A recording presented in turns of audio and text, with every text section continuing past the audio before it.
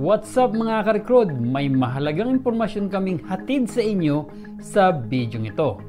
Ating pag-uusapan ang isang napakahalagang paksa na nakakaapekto sa mga empleyado at employer sa Saudi Arabia. Mayroong pagbabago ngayon sa labor law ng Saudi Arabia, kaya kung ikaw ay isang OFW o employer na mula sa bansa ng Saudi Arabia, panoorin lamang ang kabuuan ng video ito. Sa video ito ay pag-uusapan natin ang mga sumusunod. Labor law ng Saudi Arabia. Bakit dapat mayroong labor law? Mga pagbabago sa labor law at iba pang mahalagang bagay na dapat niyong malaman.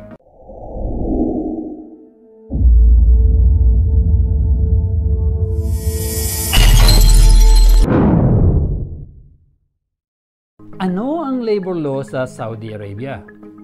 Ang labor law ng Saudi Arabia ay isang malawakang pangkat ng mga regulasyon na nagpapatakbo ng ugnayan sa pagitan ng mga employer at empleyado sa bansa. Ipinatupad noong 1969 at mula noon ay nirepaso ng ilang beses. Ang batas na ito ay sumasaklaw sa iba't ibang aspeto ng trabaho. Kasama dito ang mga termino at kondisyon ng trabaho, mga karapatan at responsibilidad ng parehong panig, pamamaraan ng paglutas sa mga alitan, at ang pagprotekta sa kalusugan at kaligtasan ng mga manggagawa. Bakit dapat mayroong labor law?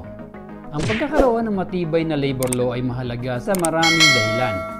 Una, ito ay nagtatatag ng isang framework na nagtitiyak ng patas at makatarungan ng mga kondisyon ng trabaho para sa mga employer at empleyado. Pinagtatanggol nito ang mga karapatan ng mga manggagawa tulad ng minimum na sahod, paid leave at health insurance. Bukod dito, nagbibigay ito ng mekanismo para masolusyonan ng maayos at organisado ang mga alitan sa trabaho. At panghuli, itinataguyod ng labor law ang kabutihan at kaligtasan ng mga manggagawa. Dagdag pa rito, may malaking epekto ang labor law sa ekonomiya ng Saudi Arabia. Sa pamamagitan ng pagbibigay ng isang matatag at protective legal environment, ito ay nagdudulot ng dayuhang puhunan, ng pagpapalakas ng paglikha ng trabaho, at pagpapataas ng produktibidad ng mga manggagawa. Ito ay nagtitiyak na ang mga empleyado ay pinapakitunguhan ng pantay-pantay, may sapat na kasanayan, at may kakayahan na mag-ambag ng mahusay sa kanilang mga tungkulin. Mga pagbabago sa labor law. Nitong mga nakarang araw lang ay nagkaroon ng mga mahalagang pagbabago sa labor law ng Saudi Arabia upang mapanatili ang mga karapatan ng mga empleyado at masiguro ang makatarungan na trato.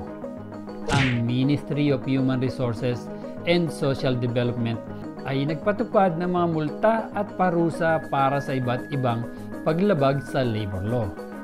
Ang mga paglabag na ito ay naglalakip sa iba't ibang kategorya ng trabaho at saklaw ang mga aspeto tulad ng permit para sa dayuhang manggagawa, aksidente sa trabaho, pag-employ ng menor de edad, suporta para sa childcare, pag-iipon ng pasaporte, at issue sa pagbabayad ng sahod.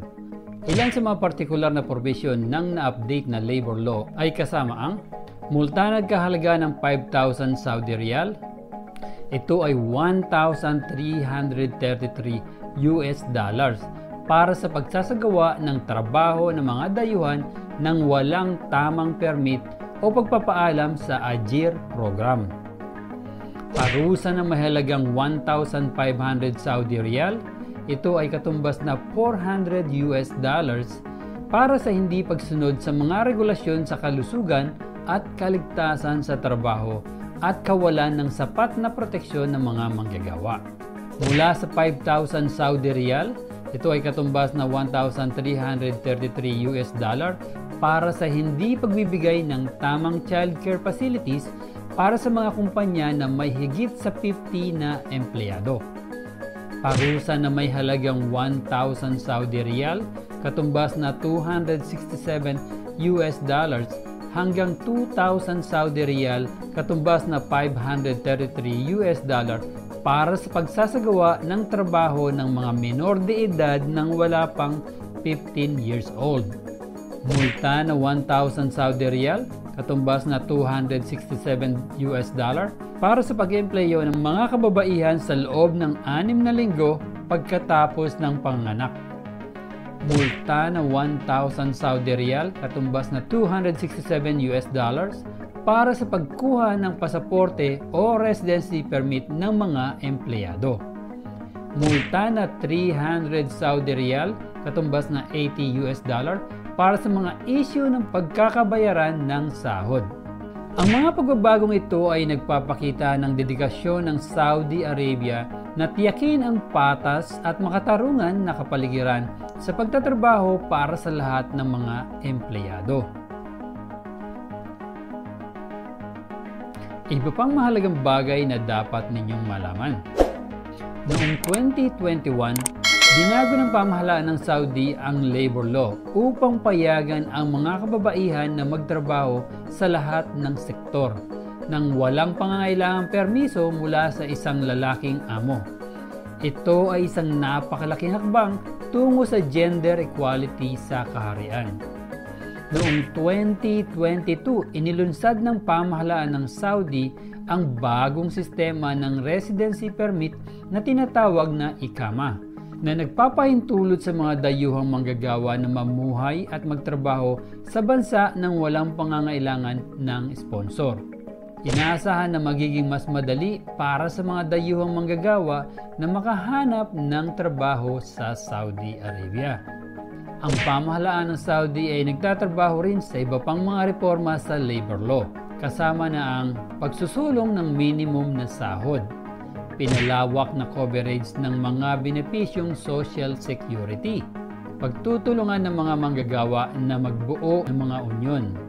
Inaasahan na ang mga reformang ito ay magpapagawa ng Saudi labor market na mas maging competitive at kaakit-akit sa mga dayuhang mamumuhunan at manggagawa.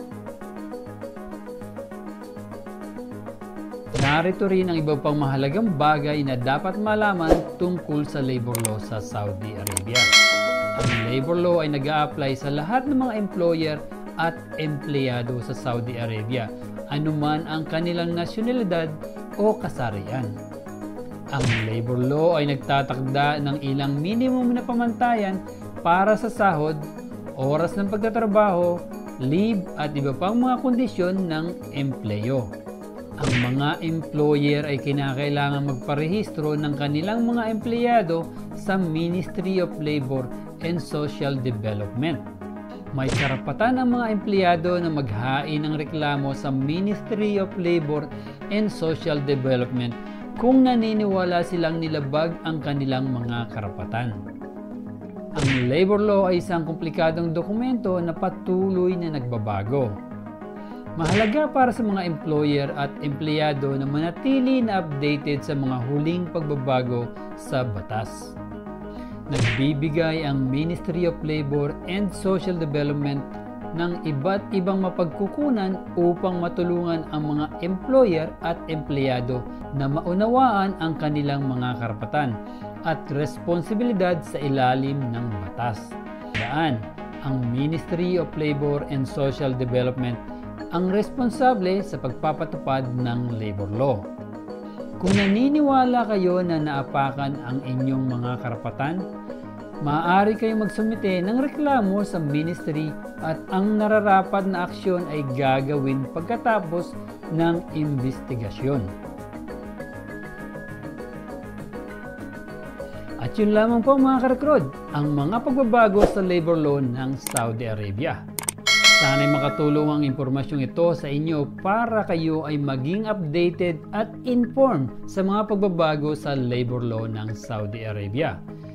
Ito ay isang malaking pagbabago na dapat pagtuunan ng pansin, especially kung ikaw ay isang OFW sa Saudi Arabia.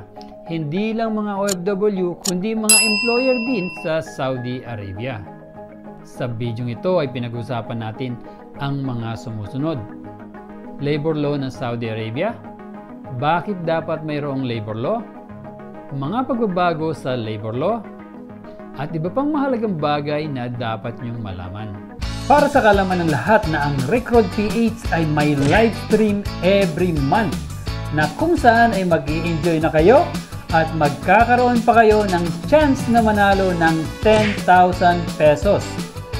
Meron itong early birds raffle, isang tanong isang sagot, raffle, at bingo na kung saan ay may jackpot prize na 10,000 pesos. At para sa aming masugid na followers at subscribers ay meron ding top fan of the month bilang YouTube commenter, FB reactor, at FB commenter.